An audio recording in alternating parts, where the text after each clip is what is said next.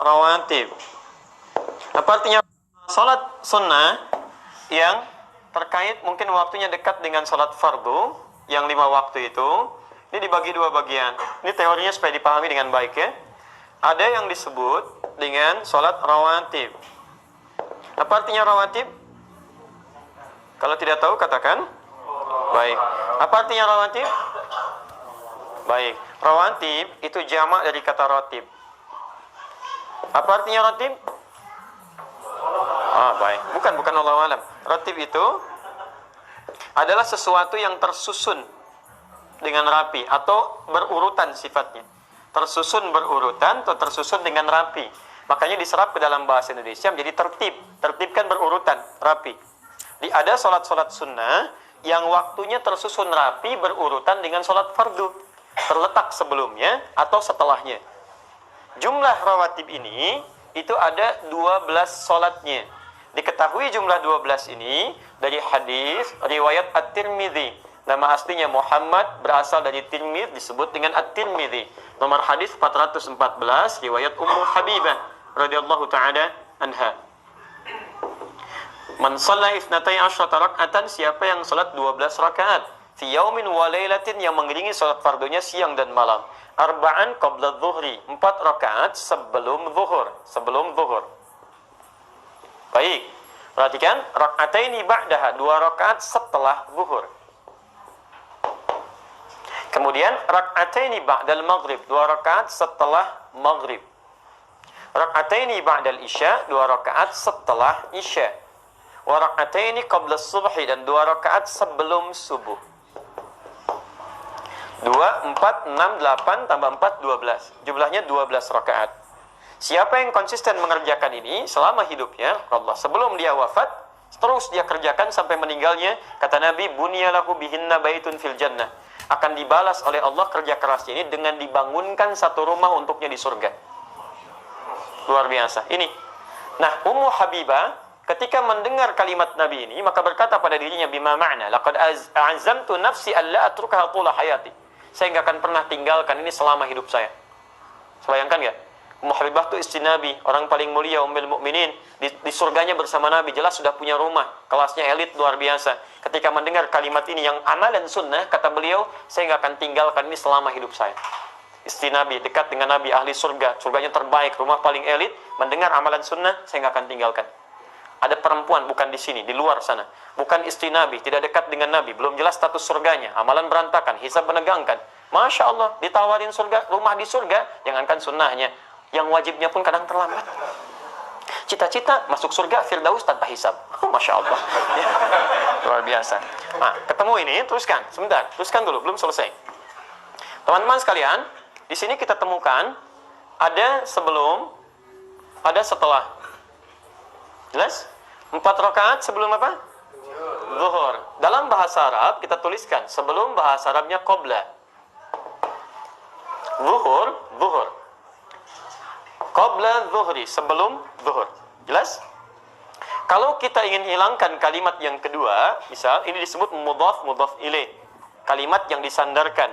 Kalau menunjuk kepada waktu, ingin kita buang ininya, supaya menunjuk pada kalimat yang dibuang, maka tambahkan ya setelahnya plus ta sebagai sifat.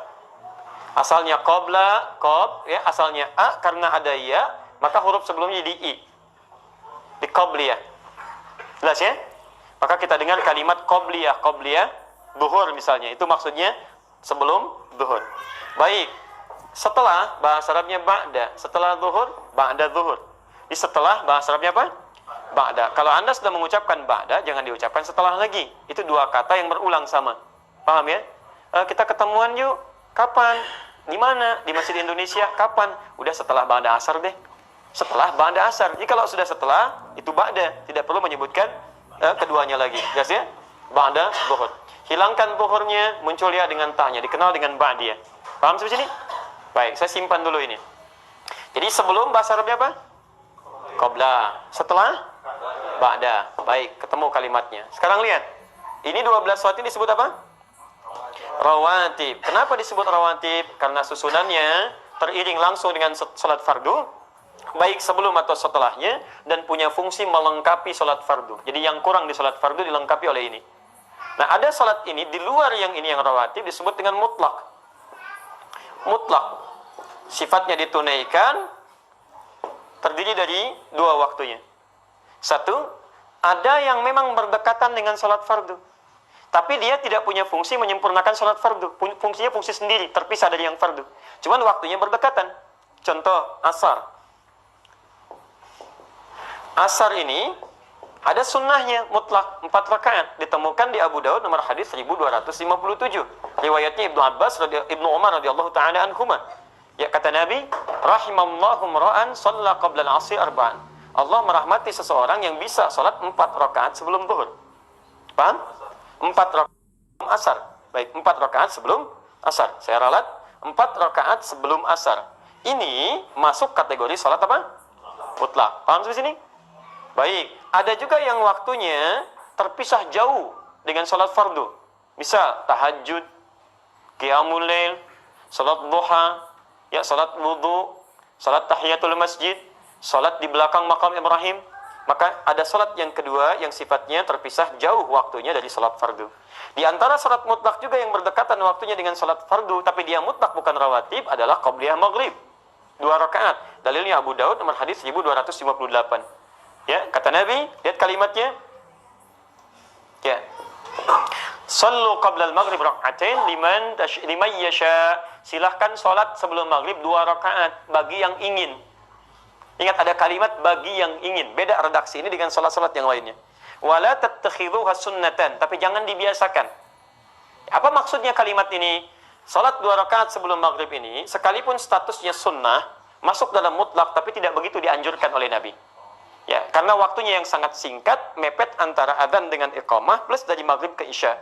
Kalau orang pada sholat semua maghribnya mundur mendekat kepada isya, bagi antum gak ada masalah. Bagi orang tawaf yang ada di Mekah, bagi sekitaran di Madinah, atau waktunya yang sangat mepet, makanya di Arab umumnya ketika selesai adzan itu umumnya akan cepat langsung iqamah. Nah, kalau misalnya Anda dalam situasi sudah baca Al-Quran, sudah berdoa, karena doa antara adzan dengan iqamah cepat dikabulkan, lebih cepat dikabulkan, Anda berdoa, sudah baca Al-Quran, masih ada waktu, orang pada belum datang, Anda ingin sholat, maka dipandang lebih bagus sholat daripada melakukan tindakan-tindakan yang tidak tepat. Ya, Anda malah bikin status, belum ada orang nih, sedang menunggu sholat maghrib. Paham ya? Sudah.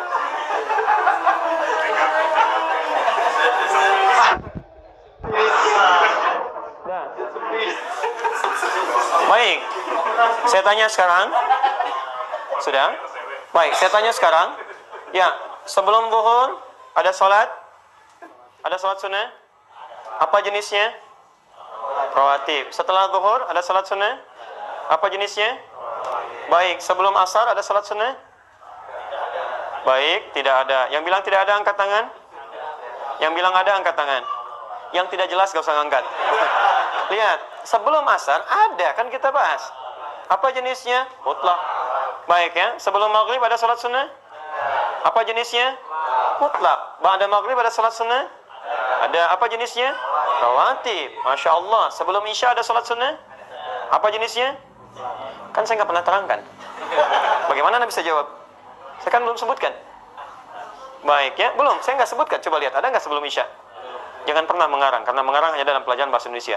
Ya, kalau ada dalil silakan kerjakan. Sebelum isya boleh 2 rakaat, boleh. Masuk dalam konteks mutlak. Karena setiap antara adzan dengan iqamah kebolehan ada salat 2 rakaat. Ini mutlak sifatnya. Boleh. Ba'da isya ada? Apa namanya? Rawatib. Baik. Sebelum apa bahasa Arabnya? Qabla. Baik. Sebelum salat? Qabliyah. Baik. Setelah apa bahasa Arabnya? Ba'da. Setelah salat?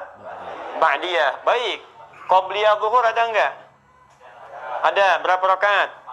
4 rakaat. Ba'diyah zuhur? Berapa rakaat? 2 rakaat. Baik. Qabliyah asar? Ada. Berapa rakaat? 4 rakaat. Apa jenis qabliyahnya? Mutlak. Jelas? Sebelum zuhur apa jenis qabliyahnya? Rawatib. Di sini seringkali orang keliru menduga bahwa kalau disebutkan qabliyah itu yang dimaksud rawatib. Ini sering keliru di sini. Sehingga ketika disebutkan nggak ada qobliyah asar, ada qobliyah asar, yang nggak ada itu rawatib sebelum asar. Jelas ya? Qobliyah asar ada jenisnya disebut dengan mutlak. Di qobliyah itu nama umum bagi setiap salat yang ditunaikan sebelum salat fardunya. Jenisnya bisa mutlak, bisa rawatib. Paham sampai sini? Alhamdulillah.